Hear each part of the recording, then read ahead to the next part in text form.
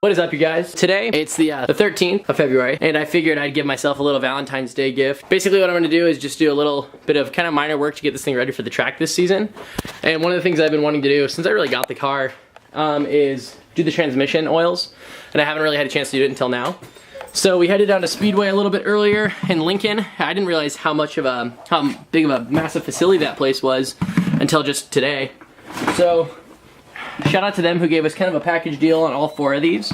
I know a lot of people really like or prefer to run the MT90 in the transmission and then Royal Purple in the diff, but I've had mixed reviews on Royal Purple. Hey Gracie, good girl. So we've had kind of mixed reviews on the Royal Purple stuff, so this time we're just going to stick to just MT90 in the transmission and in the differential. I have the car jacked up, so I'm going to start with the differential, and then I'm going to jack up the front end of it to try and get everything out. So we'll see how fucked that bolt is. Now, years ago when T-Man still had the Miata, we did this one winter night. I think it was like in the middle of February, kind of like now. And we made the mistake of draining the fluid first, and we didn't undo the filler nut. I PB blasted earlier today while I drove to Lincoln. Hopefully it was enough to get it loose. Now, it actually doesn't even use a socket. It just uses a 1/2-inch drive. But I don't know how I'm gonna get to that with it being in the subframe.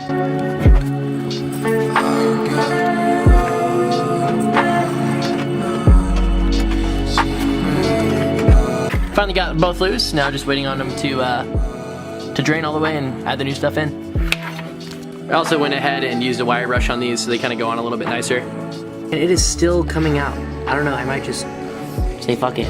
So then once you got this little guy on there, simple just pumping it all the way through. So yeah, that square bolt on the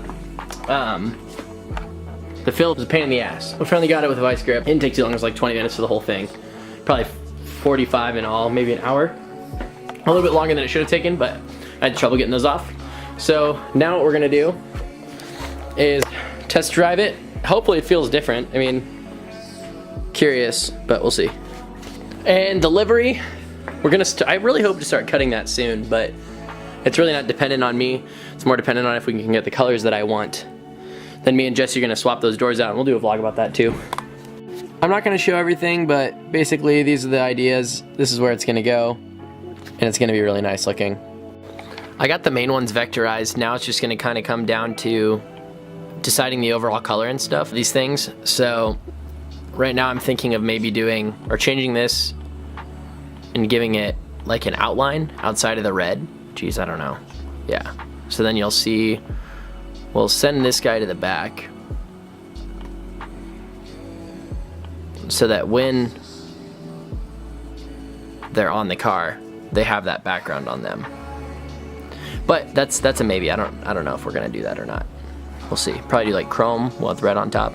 Over the past couple days, I've driven around the 240 with the new transmission fluid and diff fluid, and I really like it. It doesn't shift like as amazing as I thought it would.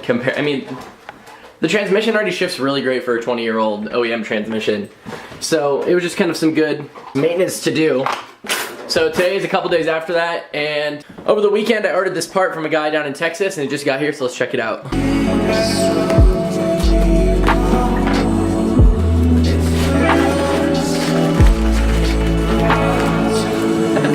Japanese newspaper is always the coolest touch you can do to sending Japanese car parts.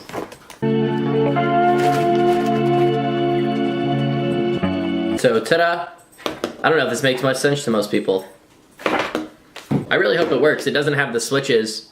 I didn't know that, but that sucks. But oh well. Alrighty, so what you're looking at is a Tectom CM100. Easiest way to explain it is a tiny, like less than the size of a credit card, multi-gauge for old S13s, RB cars, and like Laurels and stuff. So what it does is it essentially just connects into your... So 240s didn't have an OBD2 port. OBD2 wasn't really released until 95, I think, maybe late 94. So basically what this is that it reads your diagnostics from your ECU. So there's the CMX100, and it's a little bit later model. So they make one for Honda and for Nissan, so this would be considered the N1. Now, Tectom does make some more intense versions of this, if that makes sense. You know, it'd read almost everything from your ECU, like.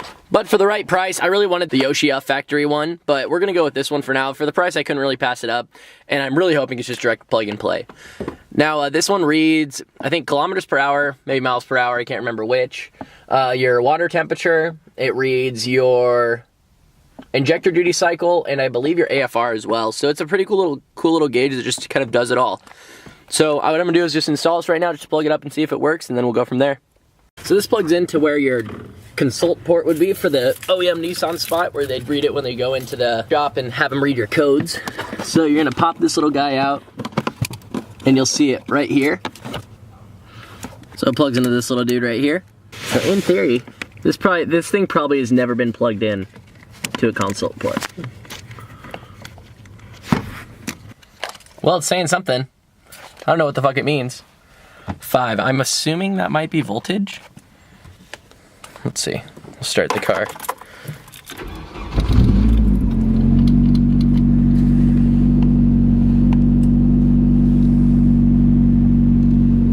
Seven.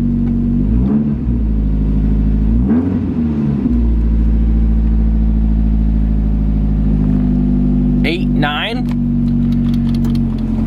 It's building. So I have this pen here. Let's see if I can switch some of these switches because they're fucking broken. Ooh, speed. Okay. Cool. AFR. Really like that. Hope this one works. Oh, sick. Oh man, that's worth it right there. And it looks like the injector duty cycle works too. So sweet, dude. Just what I wanted, honestly. Way cooler. A little bit more like JDM cool points than my my old Uego I had. The Uego I had some issues with LEDs dying on it. So I think I'm gonna run around the block, make sure the speed one works, maybe check out some of the other ones. And then from there, I'm gonna try and mount it. I'd love to mount it right there under that center console piece for now. If not, I'll just smack a little double-sided piece of tape and hit it right there. So it looks like the speed does work on this. It reads in kilometers per hour. That's actually built into the OEM cluster as well. So I probably won't ever use this one, but still cool that it has it. Lord knows I don't want to hit that. So the perks of this too, if I go RB and keep the OEM ECU, I'll be able to use this as well. If I go SR and have a OEM ECU, I'll be able to use it too. So it's got a few little perks to it. And I think what I'll do with this is run it up through kind of this spot under the steering column and just tuck it back through there and just lead it up, drill a hole and have it pop through this guy.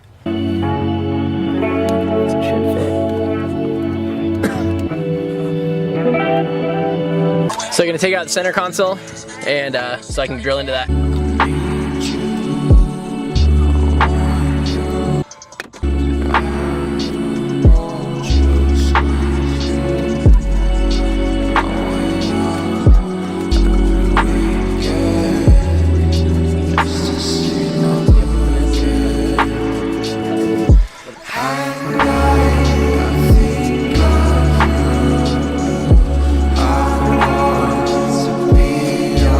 I'm really not going to be surprised that when I put this back in, the radio is fucked or something, because that spaghetti of wires is just awful. So shoved it through that hole back there, and then I'm going to pull it up and wire it up through there. I always get a little scared putting these guys back in because they're so fragile, and this one's pretty decently clean for what it is. Wow, I got lucky on that one. That wasn't a pain in the ass at all.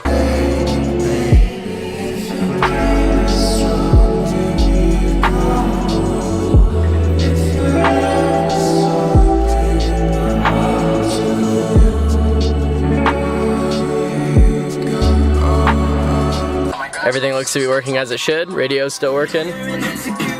Nice, dude. Well, shouts out to, I think his name's Evasive8 on Instagram. You know, man, it's just wild. I feel like I help a lot of people with their cars, and I always seem to work on mine by myself. So I'm taking this time to put in some new fender braces because my fitment on this isn't very good when I have the bash bar and the bumper on, because these little guys snapped. So went to Ace and got actually some wing nuts that'll be easier to take off.